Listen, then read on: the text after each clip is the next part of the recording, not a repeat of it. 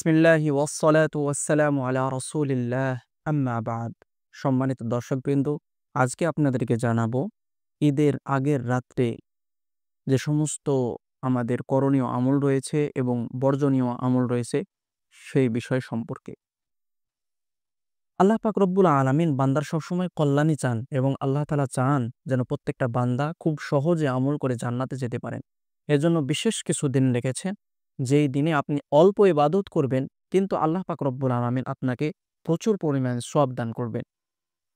সেই সমস্ত রাত্রির মধ্য থেকে একটা গুরুত্বপূর্ণ রাত হচ্ছে ঈদের আগের রাত। ২ ঈদের আগের রাতটি আল্লাহ তাআলার নিকট অত্যন্ত গুরুত্বপূর্ণ।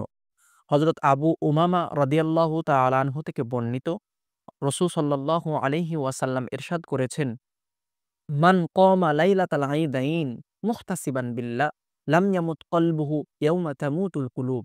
আল্লাহ রাসূল বলেছেন, যে ব্যক্তি ঈদের ২ রাত অর্থাৎ ঈদুল ফিতর এবং ঈদুল আজহার এই ২টি রাত্রিতে একমাত্র আল্লাহ তাআলার উপর একটি সওয়াবের আশা রেখে ইবাদত করবে, জাগ্রত থাকে ইবাদত করবে, আল্লাহ পাক রব্বুল আলামিন তার অন্তরকে উজ্জীবিত রাখবেন এবং জীবিত রাখবেন ইয়াউমা তামুতুল কুলুব, যেদিন সমস্ত মানুষের অন্তর মরে যাবে।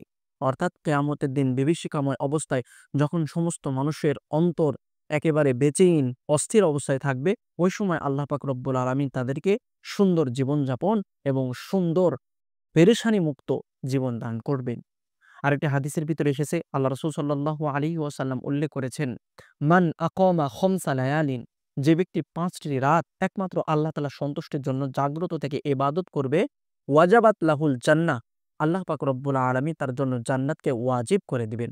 সেই ৫টি রাত হলো ১ নম্বর ইয়াউমুত তারবিয়া অর্থাৎ জিলহজ মাসের ৮তম তারিখ, ২ নম্বর ইয়াউমুত আরাফা অর্থাৎ জিলহজ মাসের ৯ম তারিখ আরাফার রাত, এবং ৩য় নম্বর হচ্ছে ইয়াউমুন নাহার কুরবানি ঈদের আগের রাত্রি।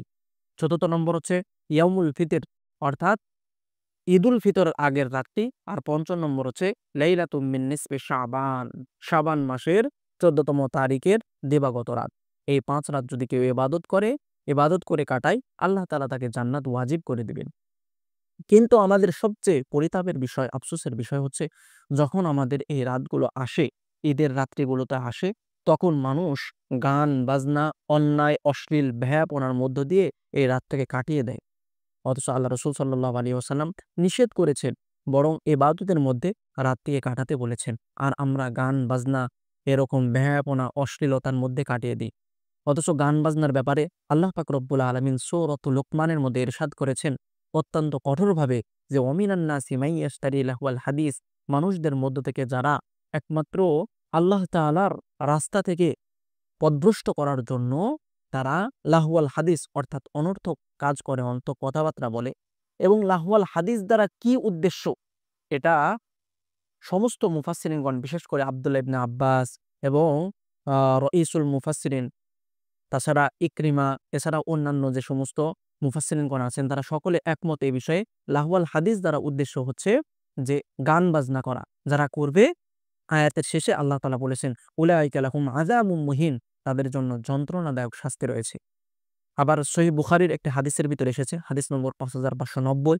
এই হাদিসের ভিতরে আল্লাহ রাসূল সাল্লাল্লাহু আলাইহি ওয়াসাল্লাম ধমক বাণী দিয়ে বলেছেন, লা ইয়াকুনান্না আকওয়ামুন মিন উম্মতি, আমার উম্মতের মধ্য থেকে অচিরেই কিছু মানুষ এমন আসবে যারা ইয়াস্তাহিল্লুনাল হিররা ওয়াল হারির, যারা রেশম পোশাককে তারা হালাল মনে করবে, ওয়াল খামরা ওয়াল মাআজিফ, মদ এবং বাদ্যযন্ত্রকে তারা হারাম, একেবারে হারাম না মনে করে বরং স্পষ্ট হালাল মনে করবে এবং হালাল মনে করে সে কাজগুলো করবে। অথচ কবিরা গুনাহকে কেউ যদি হালাল মনে করে, তাহলে তার ঈমানই নষ্ট হয়ে যাবে। আরেকটি হাদিসের ভিতরে আল্লাহ রাসূল সাল্লাল্লাহু আলাইহি ওয়াসাল্লাম ইরশাদ করেছেন, আবু দাউদের একটি রিওয়ায়াতের ভিতরে আল্লাহ রাসূল বলেছেন যে, ইন্নাল্লাহা তাআলা হাররামা আলা উম্মতি, আল্লাহ পাক রব্বুল আলামিন আমার উম্মতের উপরে এই গান বাজনা, আল খামরা, এই মদ, ওয়াল মাইসির, জুয়া, পাশাপাশি ওয়াল গুবাইরা ওয়াল কুবাতা, কুবাতা মানে হচ্ছে বাদ্যযন্ত্র, ঢোল তবলার যে সমস্ত বাদ্যযন্ত্র রয়েছে, আমরা বর্তমান সময়ে যে বক্স বা যে সমস্ত বাদ্যযন্ত্রগুলো দেখছি, এগুলো সমস্ত বিষয়কে আল্লাহ রাসূল বলছেন, আল্লাহ পাক রব্বুল আলামিন আমার উম্মতের জন্য এগুলোকে হারাম করেছেন। অথচ আমরা ঈদের রাত্রিতে এগুলো না বাজালে মনে হয় যে আমাদের ঈদটাই হবে না, ঈদটাই মাটি হয়ে গেল। অথচ আমাদের সমাজে এমন কিছু অসুস্থ ব্যক্তি থাকে যারা এই ঈদের রাত্রে গান বাজানোর কারণে তারা ঠিকমতো ঘুমাতে পারে না, তাদের জন্য কষ্ট হয়। অর্থাৎ আমি নিজে আনন্দ উৎসব করে আরেকজন মানুষের হক নষ্ট করছি, হক খর্ব করছি। একজন মানুষ ঘুমাতে পারছে না আমার কারণে, আমি গান বাজাচ্ছি এই কারণে। আপনি যদি গান না বাজান তবুও কিন্তু আপনার রাত্রি চলে যাবে। আর যদি ইবাদত করেন তার পরিবর্তে অফুরন্ত সওয়াব আপনাকে দান করবে। এছাড়াও আরো হাদিসের ভিতরে আল্লাহ রাসূল সাল্লাল্লাহু আলাইহি ওয়াসাল্লাম ইরশাদ করেছেন, একটি হাদিসের কিতাবের ভিতরে আসছে, কিতাবের নাম হচ্ছে ইবনে মাজাহ। এই কিতাবের ভিতরে আল্লাহ রাসূল উল্লেখ করেছেন, আল গিনাউ ইউমবিতুন নিফাকা ফিল কলব।